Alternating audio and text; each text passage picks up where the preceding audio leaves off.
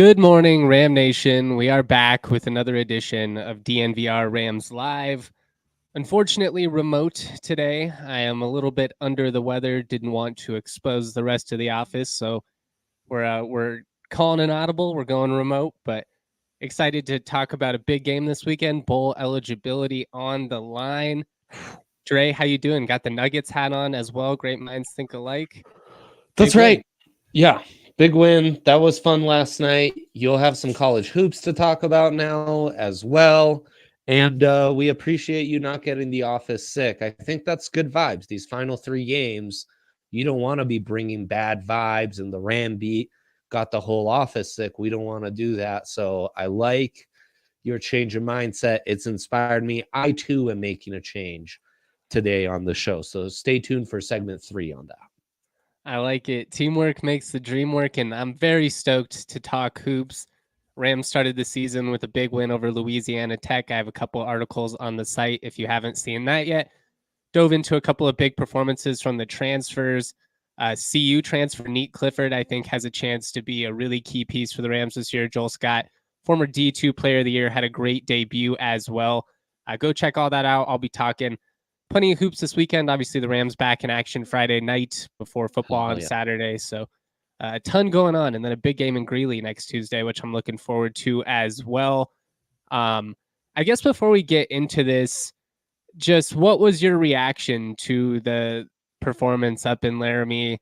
The game kind of right there for the taking. You're down 3 points in the third quarter. You have a pair of really untimely interceptions, which results in 14 points the other way. That's basically game over. Rams lose another trophy game. Now 1-19 in their last 20 trophy games, going back to the start of 2016. I have not had a lot of fun in these games covering them. Yeah. It was a bummer. I thought valiant effort from the defense to even keep them in it, because the first 3 quarters, it kind of felt done and dusted. And then you get some hope there going into the fourth. Overall, though, really finding that offensive identity, still dooming this team a bit. BFN has ultimately shown himself to be a freshman, to still have to go through some growing pains. It was funny. I inserted myself into a conversation with Lindsay, our head of sales and in-house Ram and, superstar at DNVR behind the scenes. And a guy you maybe have heard of him, Joe Sakic, who Joe, not a huge college football fan, though we found out a Bama fan because his daughter went to Bama. That was his first exposure to a live game. So you've got that in common with him, Justin. But he had obviously seen the showdown, hadn't seen the Rams before or since. He expected after watching the showdown that the Rams would have been dominating in conference play. He expected them to be the top team. So Lindsay and I had to kind of explain, no, it hasn't quite gone that way. Oh, yeah, that breaks my heart, just letting Super Joe down. I know. 8 weeks later, too. Like, I'm sorry, Super Joe hasn't gone as your expert eye may have thought. And that identity that we felt like, man, they were really carving up the Buffs for large stretches of that game. They're finding big plays. You saw that again against Middle Tennessee. And that rhythm hasn't been there. That identity hasn't been there. And it's this offensive identity is tied into an offensive rhythm, right? Like if you can't get first downs and you can't get up tempo, you're going to struggle. That intermediate game hasn't been there outside of the fourth quarter comeback against Boise, right? And even then, it's not sustained offensive rhythm. It's like lightning in a bottle in those final, 3 drives. So I think that's ultimately what's got them. And I mean, look, I don't know that we've talked about it enough, but Torrey Horton's injury is massive for this offense and massive to everything we just talked about: offensive identity, manufacturing big plays, and I've talked about for months. You don't have Torrey, this whole team, this whole offense has changed greatly, especially when you don't have your A game on the ground game.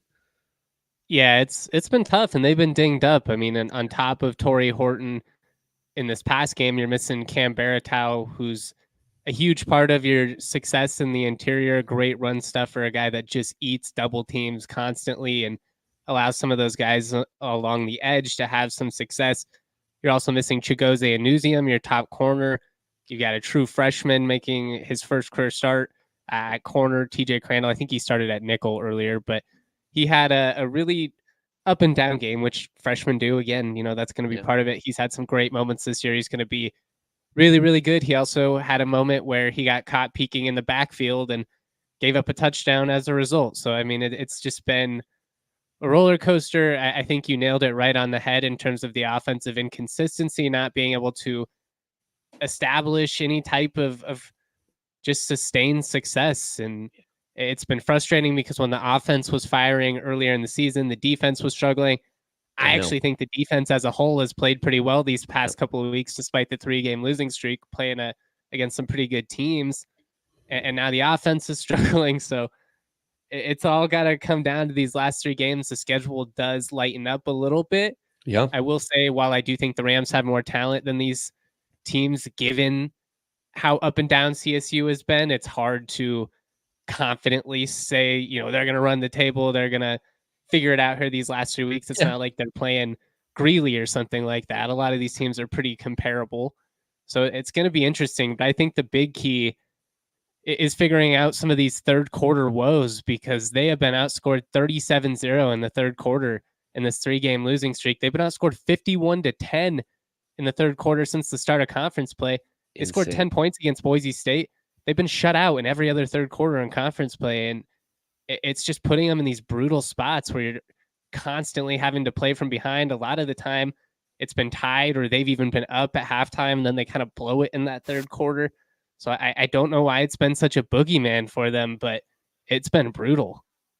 I'd love to hear your read on that. To me, it's ultimately kind of a symptom of where this program's been for, post McElwain, right? And it's getting out of those losing habits.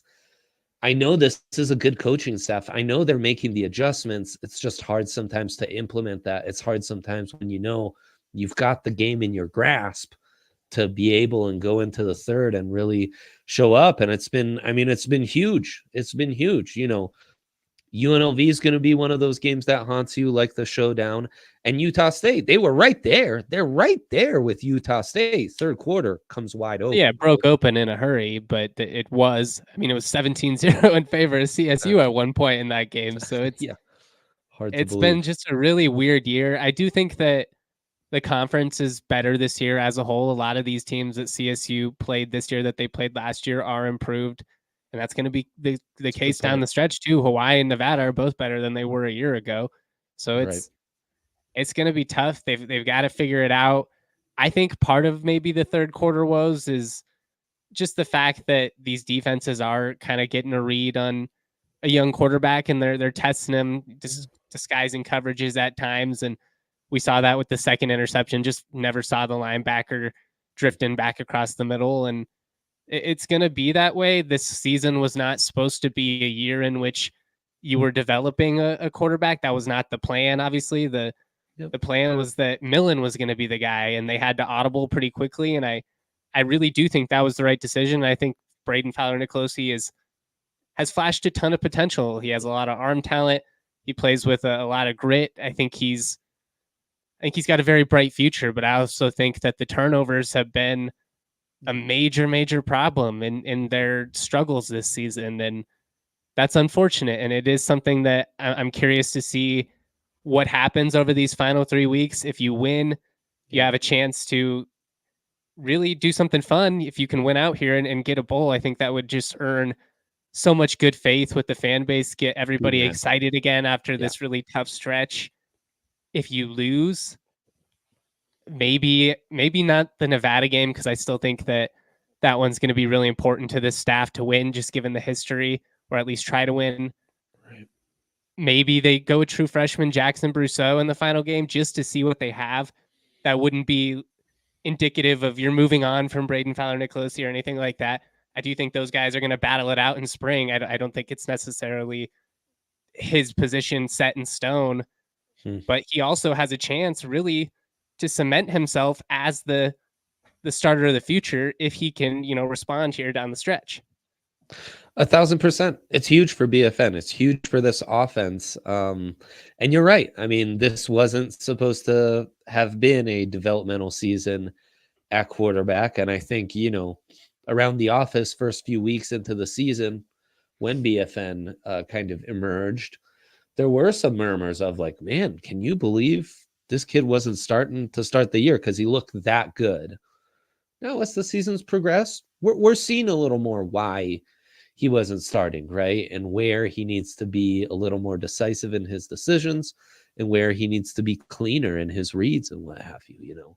Yeah, he's just I got some mean, things he needs to clean up. I mean, there's some things fundamentally I think he could clean up just in terms of what he does with his throwing form at times, sometimes not setting his feet, dropping the ball down in the pocket, which allowed him to get stripped by Bo Richter in the Air Force game. I mean, there are little things, just growing moments. It doesn't mean that he doesn't have a lot of talent, but the decision making at times has been a little erratic. It's also what makes him good, though, and that's where it's tough. Is I don't some turnovers, a couple of interceptions you can live with. If a quarterback doesn't throw any interceptions, that worries me too, because that means you're not giving your guys a chance. And when you have as much talent as the Rams do out wide, there's some balls you got to throw up. And I think the Utah State interception in the end zone that Ike Larson pulled away from Torrey Horton's a great example of that. That's a ball where you just throw it up. You expect your guy to make that play. He's going to make it 9 times out of 10. Larson makes a great play. He's a phenomenal DB. Tip your hat to him. You move on. right. It's the back-breaking ones. It's the bad, the first interception against Wyoming where you're just forcing a ball on third down. You got to live to fight another day, not give them the ball and plus position. Yeah, I mean, it's all growing pains. I think the off-script stuff, the stuff on the move, he could be a little better at, a little more decisive. I really hope they don't even mess around. I hope they just stick with BFN. Developing this offense is just complete paramount. And it's developing it around him, around the starters on the O-line that'll be back, around the young wide receivers that you'll have to rely on. And, defensively, it's who else is there beyond Kamara? The Air Force performance was just amazing for remind me, the freshman who was like your Blake Howe player of the first half. Newer Gatkuth. Just incredible. The young secondary, they get some more reps under them. This could be a really huge final 3 games, and then you'd be in a bowl if things all go right, and that would be the ultimate boost as well. So it really sets up in a major way. How are you feeling going into San Diego State, man? Because they're a tough team to decipher. I really don't know what to expect, to be honest. This is a team that has been very successful now for the last 15 years. They're trying to avoid their first losing season since 2009. They just, even when they're not great, they still win 7-8 games. Yeah. So it's going to be interesting to see what happens there. Obviously, their record is unimpressive. They've lost 6 of their last 7. Being fair to them, they had played a tough schedule: UCLA, Oregon, Air Force, Boise State. It's not like it's been a cakewalk schedule for them, but I mean, they lost in double overtime to Utah State. They had to make a big comeback to even force overtime. It wasn't like they were up and blew it. They struggled with Hawaii, got shut out by Nevada. They're a tough read. And I do think defensively, they're not quite as stout as we're used to seeing. They still got some guys, especially in that front 7, that are going to make some plays. And Zyrus Fiaseu leads the team in tackles for loss and sacks. He has 4 sacks over the last 2 weeks. You got to keep an eye on him. Barfield in the secondary, he's a guy with 3 picks this year. Yeah. So you got to keep an eye on him. But I think this is a game where if you score some points and you put pressure on San Diego State to have to attack you with that passing offense, make Jalen Maiden really prove that he can beat you consistently with that arm. He's a converted safety. This is a game you should win at home. And I think it makes a lot of sense that you see the Rams favored by 3.5, 4 points in some spots, just because, I mean, when you look at the talent gap in terms of the skill positions, it's not close. And the multiplicity of the 2 offenses, I mean, San Diego State is very one-dimensional. And it's exactly as you mentioned. If you get them playing from behind, they're really going to struggle. They are really going to be in a tough spot having to play from behind because they just don't have the offense to get out of it. So it's those grinded out games where it's under 40 points that SDSU is going to have a chance. Otherwise, the Rams should prevail, and that's where you'd expect the defense to cook and pin their ears back. It's going to be a huge test for the defensive and offensive line. We've praised the offensive line and their improvements a lot. Well, this is a game to really show up and do that. And defensively, we know the upside and the talent of the defensive line is incredible. They've played up to it sometimes, like when they took over the game against Middle Tennessee. They haven't always played up to it other times. This is one where you got to pin your ears back. You got to come get it. You got to rush 8-9 guys just about every play and force San Diego State to beat you in ways they haven't been able to beat anyone else the rest of the season. Outside of their win against Ohio week 1, San Diego State. Ohio had their backup QB too. Right. The starter gets injured, but Ohio is 8-3, I believe, or their record's nice. Yeah, they are a good team. San Diego State's looked very beatable. Now, this Rams team has also shown us that they can hang with at times too. Right, they can hang with just about anyone, and they can get beat by just about anyone. So it's two teams that probably haven't quite played up to their talent this season, and it's a bit of a prove it game. I think it was Taylor in the chat earlier who was saying it's about as close to a must win without being an actual must win. I mean, I think it is a must win considering yes. bowl eligibility is on the line. It's not so dramatic in a sense that if you lose this game, everything that you feel about the growth of the program goes out the window or anything like that. It would be disappointing. But I do think this is a must win. You've lost 3 in a row. Your backs are against the wall. You've got 3 teams that are tough. None of them are. I mean, no conference game is going to be a cakewalk. Right. But you gotta stand up and execute at some point. And I just think this team has too much talent to miss a bowl, especially with the improvement with the offensive line. If you would have told me the O-line would be as good as they are after what we saw last year, I would have thought CSU, if you told me that in the summer, I'd be like, oh, are they in the conference championship contention? Like, my God, The O-line's been great. You've got a top 10 passing offense statistically in the country. It's just the inconsistencies. Like we said, we don't want to beat a dead horse here. We do have a question from Charlie that I don't want to ignore. With the young BFN, is there something to be said about the defenses noticing our offensive schemes? Seems as time has gone on, they almost know our plays. I think it has more to do with the offense being beat up. I think at times the defenses have done a good job of confusing BFN with their coverages, and that's what's going to happen when you have a freshman quarterback. Nope. That's not an indictment on him or anything like that. I think more than anything, though, it's just been being beat up and not really being able to get in a rhythm. And the thing about the error rate is it's not all that complicated. Like you kind of do a lot of the same things over and over again. So it is predictable to a degree, but it's an execution offense.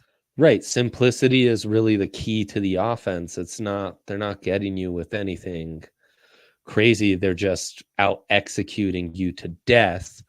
I do think a little more specific schematically, a theme for this Rams offense is I don't think they've been consistently able to beat zone coverage, right? Man coverage, they've got that covered, and that's what the offense is really designed to beat up on. Zone coverage, reading those, and always being on top of his stuff has been the timing, finding those pockets within the zone. That's something that I think BFN is going to have to, just get more comfortable with and evolve his game.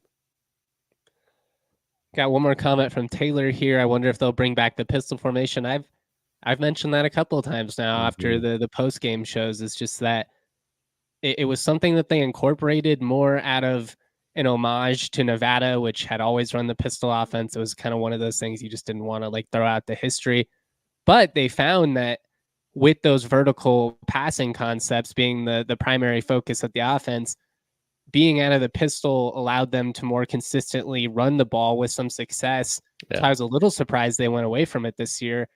I imagine they probably have some more variety out of the passing offense by going out of the traditional, shotgun. But I do wonder at maybe even if you just mix it in at times, it doesn't necessarily have to be a full-time change. Moro's been in that. You had BFN in that last year, so it's not like it would be completely foreign to him.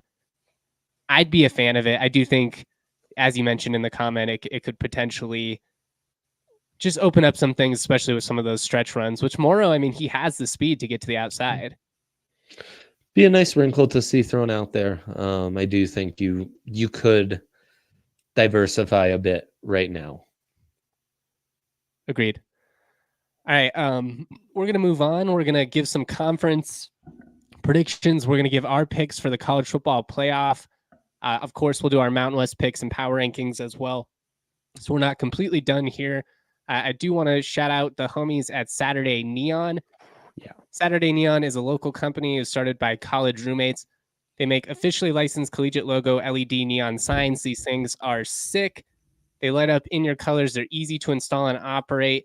They're made with high quality materials, and they're backed by a 2-year warranty, which is always nice for something really unique like this. Great for offices, man caves. We obviously have a couple of them in the bar. Go to SaturdayNeon.com. Use the code DNVR for 10% off your order today. Free shipping for orders over $200. I also want to talk to you guys about a really fun opportunity coming up. The Circa Broncos road trip out in Vegas. You can get 20% off a 2-night stay at the Circa Resort and Casino. 2 tickets to the Winter Swim concert, 2 passes to Stadium Swim, access to the DNVR tailgate and watch party at Stadium Swim, which is going to be off the hook. There's actually an option to buy the game ticket if you want to go in person. This is going to be awesome, Dre. I know you have not, unfortunately, been able to be at Circa yet, but as somebody who went there only once, I can't wait to get back. This place it's living large. I mean, the Stadium Swim looks like an absolutely legendary setup. And on top of that, the package also includes an annual pass. I undersold it. Die Hard membership. It's for that early January weekend where the Broncos take on the Raiders. We'll be there. The Broncos guys will be there, Todd Davis included, doing a pod covering the game. You name it. Both Broncos and Raiders suddenly a little frisky, but even if they aren't, and it just turns out both teams suck by the time we get to early January, what a dope trip right after New Year's in Vegas with all that going on. Just all-timer. So check that out on the website. Lots of info. Reach out if you guys have any questions. That's going to be dope, though. Also, you can use the code DNVR20 for 20% off your stay at the Circa Resort and Casino anytime. Also, download the app at circasports.com. Circa Sports bets can be made only while physically located in the state of Colorado and must be 21 or older. All rights reserved. Circa Sports Colorado encourages you to gamble responsibly. Gambling problem? Call or text 1-800-GAMBLER or visit problemgamblingcolorado.org. Hopefully my voice isn't too hoarse here. Apologies, guys. If you missed the beginning, we're remote today because I'm a little under the weather.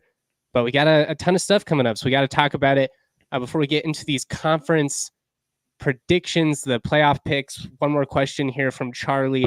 And I mean, you guys can keep posting questions. I'll respond to as many as I can. But any update on Tori Chigi, Moro, Cam health-wise? I was not at practice yesterday because I'm sick. I don't want to expose the team right before a big game. But I'll reach out and post a update on Twitter. Tori's going to play. Norvell said that earlier this week. I mean, he'll always find a way to play. I kind of expect Chiggy to be back as well, but again, we shall see. Barrett has a guy I don't have an update on. I know he missed practice all last week, so hopefully he's back. As far as Dallin seeing more targets for being a Mackey finalist, it's great that he is one of the 9 finalists. Big deal, only G5 player on there. At the same time, they just got to win. I do think that getting him the ball could benefit you and help you win games. So I think those things could really, kind of line up. But I don't think you force feed him targets solely for the purpose of trying to win the award. I mean, as cool as it was to see Trey McBride win the Mackey, and it was really special for a guy who was just really talented and in a really tough year. I think Trey would tell you he would trade that award in a heartbeat for a bowl appearance. Yeah, no doubt. And I also, you got to be careful force feeding Dallin, because I feel like they have done that a bit in some of these second halves once Torrey's gone out, and it hasn't always worked out the best. So you got to That's where pick they your really spots. struggled with some of those zone situations in the middle of the field. Actually, that's where a lot of the turnovers have come from. Lots of I great think more than targets on anything, this we team. got to get these receivers involved. Exactly. Get Justice, Ross Simmons, Lewis Brown, both these guys that popped. I'd like to see a game where they both go off. Would be outstanding. I mean, you have that talent. You need to kind of utilize it. The talent of this receiving core is really in its depth. So you got to see that. All right, we're not going to spend a ton of time on this because we talk about these quite a bit on the draft pod, but I did think it would be kind of fun, especially for those who aren't necessarily as locked in with that part of our content, to go through the conferences, give who we think are going to be in the title game, give who we think is going to ultimately win those conferences, and then give our picks for the college football playoff. This is how we feel this week. Obviously, there's big games coming up. This all changes really quickly. This might be something we revisit again in 2 weeks, especially if, and knock on wood, I hope this doesn't happen, but if CSU misses out on bowl eligibility or something, obviously those games just feel a little less big, but we focusing on plenty of basketball too. Let's start with the SEC, which I think early in the year, people were kind of poo-pooing it. It's down, this and that. Now I think Georgia and Alabama are clearly two of the best teams in the country, two of the top title contenders. Georgia only needs one more win to take the East. That feels inevitable. Bama takes the West with a win or an Ole Miss loss, which could come this weekend. Do you see anybody other than Bama and the Georgia Bulldogs in that SEC title game? No, I think last week really decided both of those. Missouri was the outside shot in the East. LSU would have been the outside shot in the West to kind of create a fun three-way tie. That did not work out. It seems like Georgia and Bama destined to duke it out, and potentially, if neither suffers a loss before they get to the title game, both kind of having a semi-guarantee that they're in the playoff as well, which would be crazy in a year like this for the SEC. That's where it gets really interesting, is especially with some of these other teams, I guess, and that's where it could get very chaotic. What's your gut say in terms of who would win that game right now? Because I'm rolling with Bama. I think it's Bama. I don't think Georgia's that great this year. I think the offense deceptively has kind of come alive down the stretch here, though. Them. I mean, they've certainly got talent. I just don't think they're just not this team that can just bulldoze you and take care of you. Bama, I mean, the improvements they've made on the O-line is outstanding. Defensively, they're really looking better than they have in a few seasons. And, Milrose got that offense working. They're not necessarily one-dimensional because he's got that deep ball to it. So they're a tough offense. And I think I believe in him more than I do the Georgia offense and Carson Beck. His ability to create off script is such a game changer. And the fact that they're executing on those first and second down situations now is huge. I do still think there's situations where he's somewhat limited as a passer, and maybe that can hurt you, but he's been a lot better over this last month. They were great on third down this past weekend, which was huge. I just think they're playing really good football after an ugly start, man. The South Florida game was way more concerning than the Texas loss, but they figured it out. Kudos to Nick Saban. Moving to the Big Ten, East is likely determined by Michigan versus Ohio State, though some stuff could get weird there if Michigan drops another game outside of that. Everyone in the West still in it. Iowa, the front runner. Crazy. But there's so many different scenarios. I was trying to take notes on it. I don't even feel confident in being able to explain it confidently, but or competently, I should say. But I've got Michigan versus Iowa in the Big Ten title game because I think Iowa, as flawed as they are offensively, the defense should handle things down the stretch. And I just think Michigan's better than Ohio State, though that's hard to quantify given the fact that they literally have not played anyone all year. Yeah, Michigan's got everything in front of them where they need to take care of business against Penn State, and then Ohio State, really. And yeah, I mean, the West is just hilarious. I think Iowa comes out of it in the most Iowa way possible. And Michigan rides this wave of nobody believes in us. Everyone's against us. It's just Harbaugh's wheelhouse to a T. So that'll work out. Big Ten's got to get rid of the divisional format, which I believe they are with the expansion for the title game, but I'm not 100% sure on that. Big 12, which has gotten really murky now that Oklahoma has lost back-to-back games.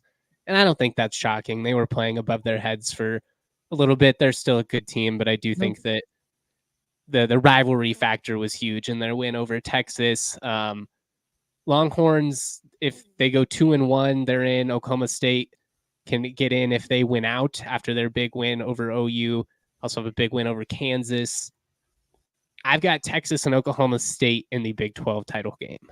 Yeah, I mean, I'd love to still believe in Kansas State, right? But after that loss last week, that's going to be hard for them to pull Not off here. mathematically eliminated, but they need like a bunch of teams to lose on top of winning out.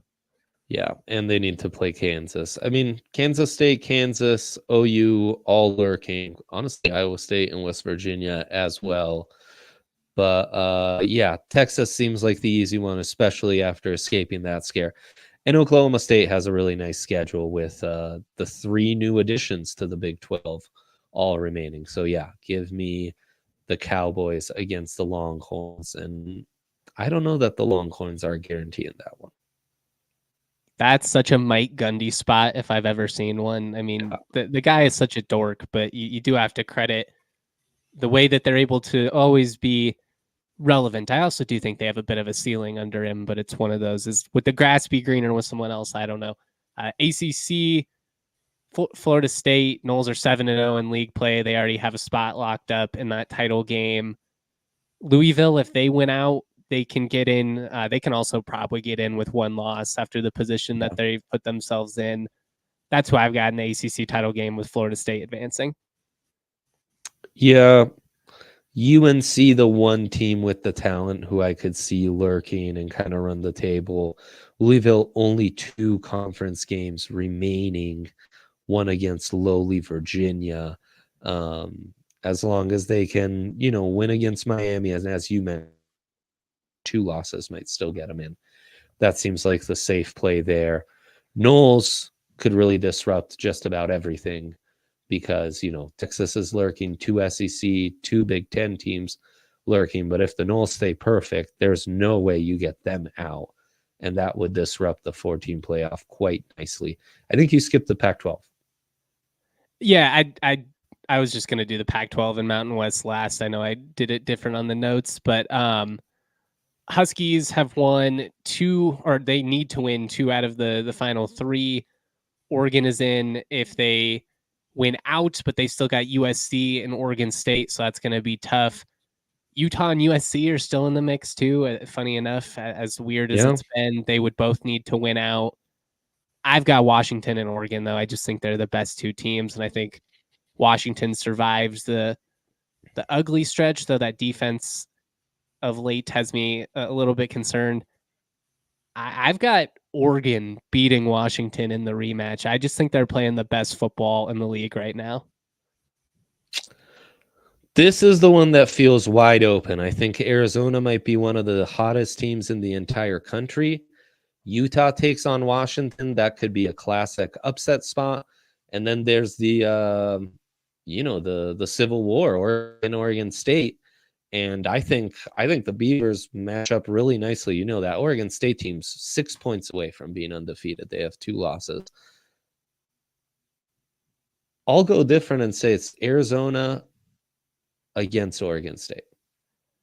Oh, I love that. That would be amazing. But Washington getting 2 losses to make that happen would be hard. But they do play Utah and Oregon State.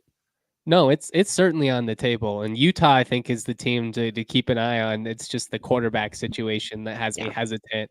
If not, I'd probably be all in because I still think that Whittingham is the best coach in that conference, and what they do year after year is incredible. We'll wrap up with the Mountain West. Does still go through Utah, though, because Arizona has to play them. Washington has to play them. Those are like huge games, and Oregon State's going to have a huge say in how this all pans out. It would be the most Pac-12 thing ever, though, for us to talk up the conference all year, and then miss the then the playoff. conference final is two loss teams, and they miss the playoff. That feels inevitable. That's as It Pac-12 does as feel it inevitable. gets. Like it's their legacy. And honestly, it's a bit of an issue for the Mountain West as well, where you have so much parity that you aren't able to get the Tulane that goes undefeated, and then you miss out on the New Year's Six opportunities. No, Yep. no New Year's Six appearances for the Mountain West since 2014 now.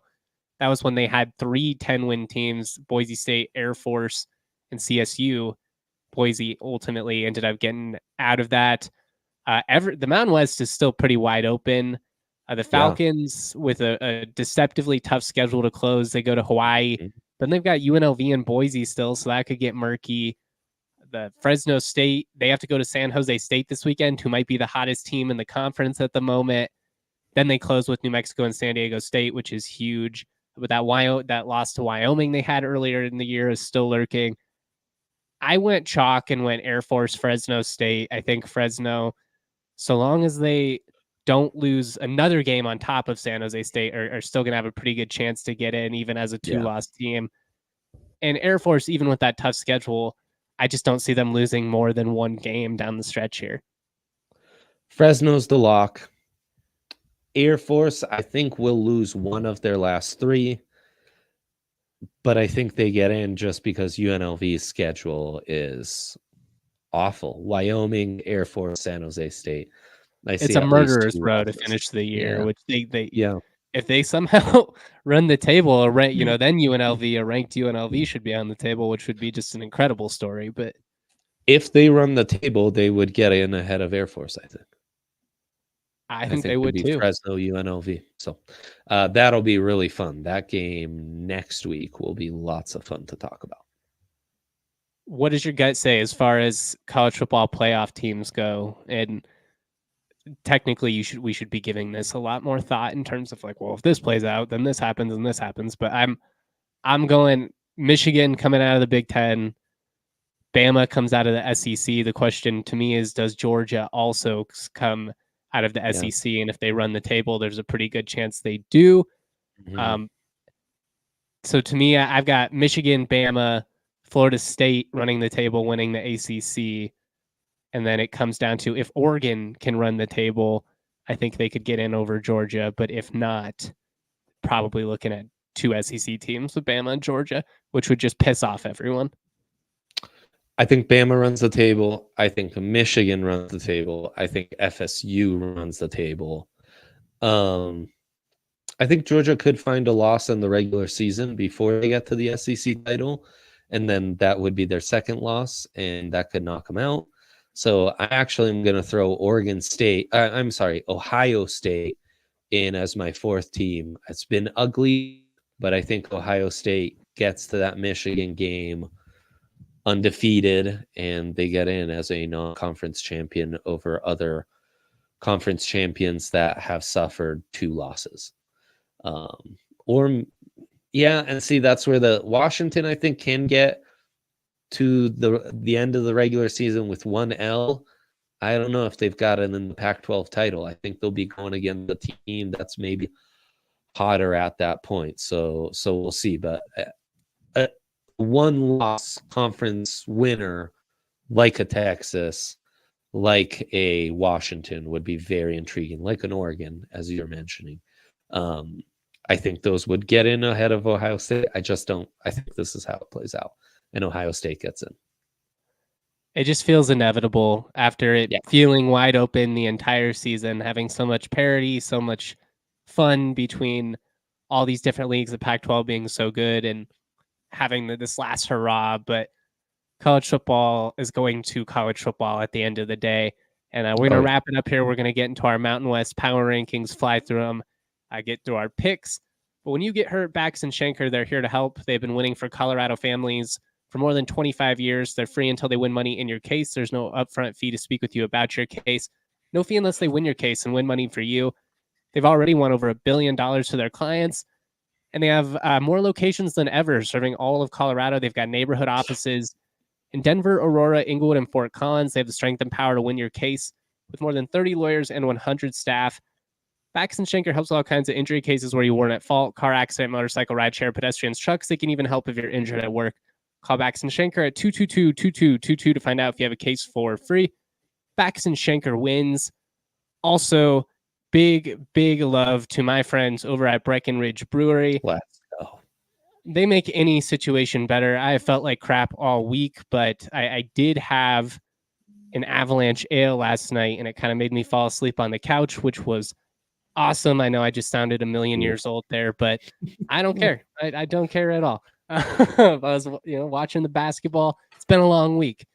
Breck makes any situation better. They've been doing it for 33 years. It all comes down to their love and passion for making good beer. I really cannot say enough good things about Breckenridge Brewery. Check out the Breck Beer Locator at breckbrew.com to find a brew near you and pick up some Breck Broncos country and keep those Broncos vibes going. I know that it was probably bad in terms of a momentum standpoint to have a bye after such a big win over the Chiefs, but I also didn't mind sitting with a win over the Chiefs for 2 weeks, to be honest, after 8 long years. I'm keeping those Broncos vibes as high as I can for as long as I can. Much like CSU, I'm going to be optimistic until I absolutely have no other choice. That doesn't mean that we ignore what's right in front of our faces. You still be realistic, but it's looking at it through a glass half full lens and not glass half empty. The sky is falling, which is very easy to do when you're riding a 3-game losing streak and 1-19 in your last 20 trophy games. And it's been tough. It's been tough. But let's get into our power rankings, or my power rankings, I should say. Dre can tell me if he agrees or disagrees with me. We'll start at the bottom. We'll work our way to the top. I've got Hawaii at 12, followed by New Mexico. New Mexico just got absolutely rolled by UNLV. It's not looking good for my guy, Danny Gonzalez. Then I've got San Diego State and Nevada. Any issues with the bottom 4 here? So Hawaii's coming off that surprising win. Why 4 spots behind Nevada, who they just beat? It's an oversight on my part, and had too much cough medicine this week. So yeah. Oh no. Oh no. Now the whole integrity of the power rankings are screwed. Hawaii's been hard to move from the bottom, but this last week, they should at least. New Mexico should be on the bottom after this past week, and I should give Hawaii the credit for the win. I honestly forgot that happened. It was such a long weekend against Wyoming, but not great. My bad, Hawaii. I've talked you up all year long. It's fitting that when you finally get a win, I'm the one that misses it. I'm embarrassed. I've got CSU at 8, Boise State at 7, Utah State at 6. I don't know what to do with any of these teams. I think Boise State is probably the best on paper, but with Gianti's injury situation, I don't know what to do with it. Their best receiver, McAllister, just left the program. Kind of some turmoil with Avalos. I mean, getting to a bowl game is not a guarantee for Boise at this point. They're 4-5. They've got to go 2-1, but they've got a pretty tough schedule down the stretch. CSU, I have no idea what to do with at this point. I think you could, if you wanted to, make an argument that they deserve to be as low as like 10. And I also think you could say that they could be in that 5-6 range, depending on how you sell it. I've got them at 8 right there in the middle.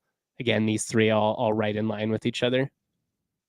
Yeah, I mean, you could even add 5 and 6. This is kind of the group of like, man, any given Saturday, CSU, Boise, San Jose, Utah State, they might really surprise you and pull out a big game. I mean, Boise hung with FSU, and CSU's obviously had its moments, and San Jose State's been like that, as has Utah State. And then there are other times where you just scratch your head and you're like, I'm not sure about this squad. San Jose State, I've got at 5. They play Fresno State this weekend in a huge game. San Jose State, if they win out, could actually get in the Mountain West Championship game. They've got Fresno, San Diego State, UNLV. It's a long shot, but it doesn't feel impossible either with the way that this offense has been rolling of late.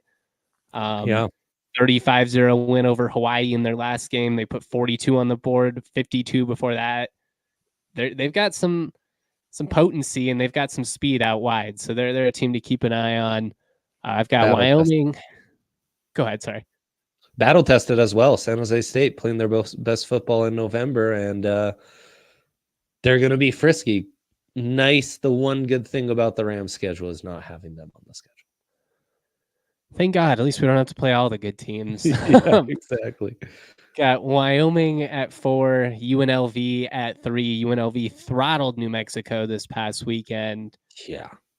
I think you could make an argument that Wyoming deserves it. I mean, they won the rivalry game, but still 2 weeks removed from that game against Boise State, and the way that CSU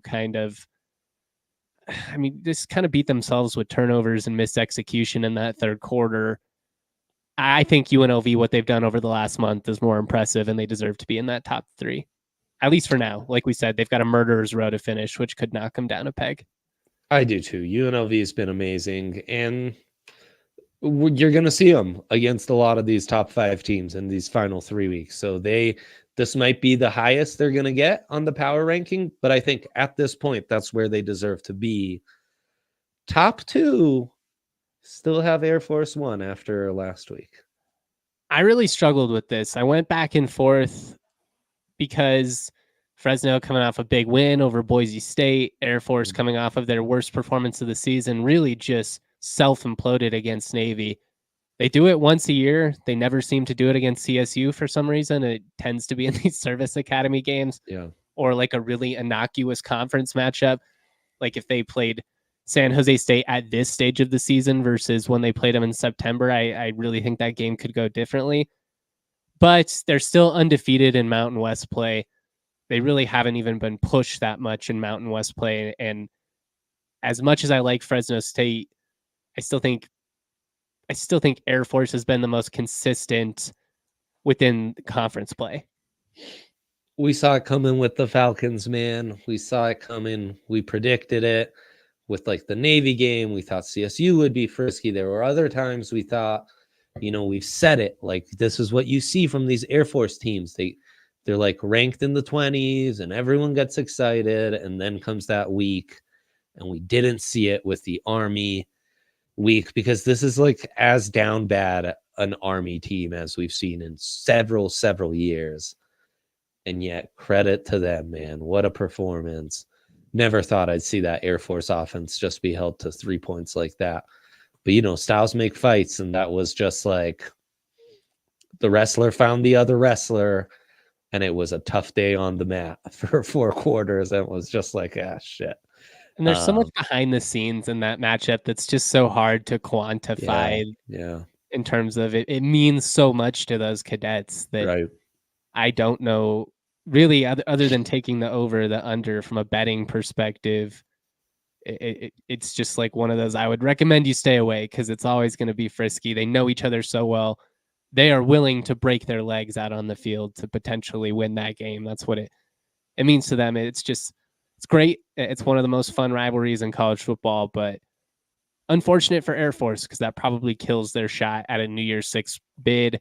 Although if they run the table and win the Mountain West, get a Tulane loss, the playoff committee really likes Tulane for hanging with Ole Miss, I guess. But we'll have to see. That's where we're at. Again, Hawaii should be higher in the power rankings. I'll admit it when I mess up. I just straight up messed up on that.